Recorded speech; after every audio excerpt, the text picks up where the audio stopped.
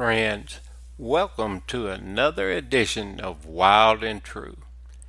And before we get started today, let me thank a few of the people that bring this to you and make it possible. Gary Stevie at Three Heart Outfitters, your North Idaho adventure headquarters. Cat Paw Bend, your source for seedlings and seeds for your own game paradise. Winchester Shot Shells, packing the punch for trophy longbeards. Mossy Oak Camo, hiding hunters in plain sight for over 30 years. And Federal Ammunition, the best over-the-counter ammo for all big game. Today we're going to talk a little bit about this time of year and game departments. Yeah, you know what? I'm fixing to go right off in it.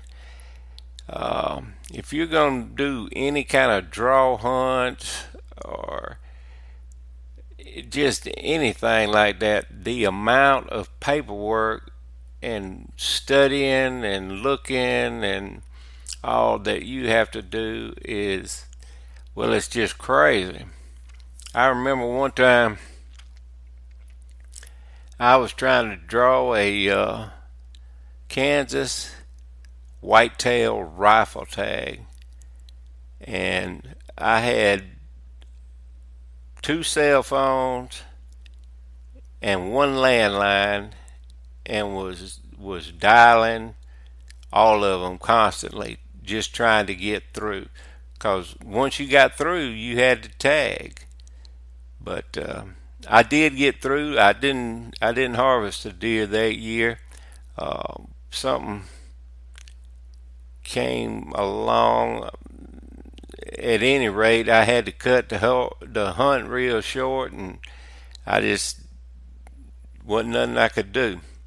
But back to the draw hunts, you literally have to study the regulations and everything from stem to stern. I got a good friend of mine that is he's basically over all the game wardens in the eastern half of Oklahoma, and every now and then they even come up with something that he's bamboozled by. But at any rate, you need to really, really, really pay attention to all the game regulations. There's, of course, you can legitimately make a mistake. I mean, you really can, and it only takes a second to do it. And of course, when they catch someone that's in the hunting industry or somebody that is very avid about it, it just seems like that it gets blown out of proportion. It literally takes a lawyer sometimes to read the game regulations, because they'll change them, and the change will be so subtle that you don't even know it. You just happen to look and you put an A instead of a B, or a 1 instead of a 2, and all of a sudden you're in a whole big bunch of mess that you ain't never even seen coming. So this is the time to be getting ready to apply for everything you need to get ready to apply for. A lot of the western states apply real early, and when the tags are gone, the tags are gone. That's just the way it is. And so if the more information and the more informed you are, the better chance you have of drawing a tag in a really good unit. And a lot of people say, well, why do I use an outfitter for that? Well, one good thing about using an outfitter is that they're in the know. In other words, they know about these changes, and they can advise you how to fill out the forms and what date everything's got to be everywhere and all that kind of stuff. And so using a good outfitter in the area, even though it costs them in the long run, a lot of times you're way, way, way more effective. People, that brings up a question that a lot of people, I get asked a lot of times where I would go to elk hunt, and beyond a shadow of a doubt, there's one outfitter I really trust, and that's Tri-State Outfitters, and they're based out of New Mexico, and it's Bridger Petrini, and he runs a top quality, just really, really good elk hunting operation. And of course, under the Rancher for Wildlife tags in Colorado, where a lot of this elk hunting takes place, you can actually hunt them with a rifle during the bugling season, and that makes a tremendous difference, and that and the fact that he controls, Bridger controls, probably some of the best elk hunting that there is to be had. And so you can look at it one or two ways. If you want a good mature bull, if you want a bull that's in the 350 class, 330 to 370 maybe, you can pay Bridger to go one time and come home with that bull. Or, you can spend an eternity trying to go out there and do it yourself on public land and everything. Not saying that there's not the elk available on public land, but once again, you're right off into the draw hunts. And the thing, I know a lot about it, and the thing about it is, I don't know like up to date what it costs, but I do know that at one time, if you harvested a bull elk, not even to harvest it, the tags were $2,500 a piece. And that's what it costs anybody. That's what it costs the outfitter. That's what he had to pass along as part of his hunts. And most of Bridger's hunts only last about 3 days and everything like that. And, I mean, you're going to get a mature bull elk. That's just the way it is. I think his total hunt price now is up around $7,000, but when you have to give up $2,500 right off the top of the bat, by the time you add a guide and their services and everything, Bridger's just barely skimming along on top. Now, in other parts of the West, we don't even want to get bogged off into what's happening there. The same thing is happening out west with the wolf, and their introduction is happening in the east with the wild hog population. Essentially, nothing's gonna kill a wild hog. Not down here.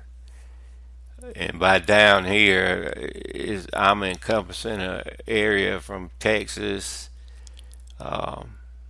like South Texas, all the way around up into, I don't know how far they go up north. I just don't know. But once they get to a certain age, there's nothing that's going to kill him. I mean, it's not like he's gonna get an epidemic or blue tongue's gonna come through and wipe him out or anything. So the wild hog population is just virtually taking over a lot of areas. I mean, and I don't know if you know it or not. Some people do, some people don't. A hog will eat about anything he comes across. And um, I was talking to my uncle on the phone the other day, and he said the more hogs have become established. We used to never even have them down there. And I woke up one morning, I was staying out at the farm, and I woke up one morning, my horses was raising cane, and I kept three right up there around the place, you know, and they was all. I had this one horse, he'd blow just like a deer. He did not like anything out of the norm. Let me put it that way, because if he blew up in North Idaho or Montana, then you better get looking around, because there was something there. And I don't know if you know this or not. There's an awful lot of, I don't know if you know this going on this morning. I don't know if you know this or not, but um, horses and moose can't, they just don't get along. I don't know any other way to put it other than the fact that when a horse sees a moose, unless he is born and bred and used, and that's the key, is used in the mountains, he's not real happy. I was riding my stud up at boy, I wish I could remember the name of the peak. I killed my first bear up there.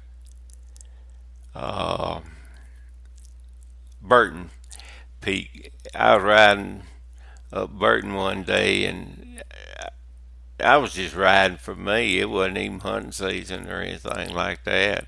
Of course, I had a rifle. I didn't go nowhere without a gun up there and all that, because I just had seen too much by then. I mean, it was kind of like I went to this camp in Alaska and you picked up a little old pump Defender shotgun anytime you went to the toilet, because the bear population was just there. And when you need a gun in a situation dealing with a bear, you need it all at one time. They tell you about pepper spray and this and that, and each year you want to get all kinds of people that tell you this is going to work, that's going to work. Look, I'd rather be pumping lead into him than I would be trying to spray him in the face. I mean, I, I personally have never been in a situation to where I felt that threatened. Um, Basically, I treat them about like everything else I come across in the woods. If they ain't got no beef with me, I ain't got no beef with them. And a lot of times it's reading the situation, and you got to read it all at once. I mean, you mess around and get between a sow and her cubs, and you've got a definite problem, and it's a problem all at one time.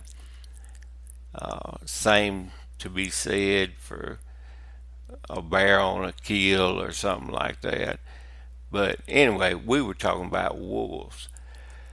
Back to the wolf. Well, the introduction of the wolf into the western United States was almost as bad as the decision to let Yellowstone burn. Um, it,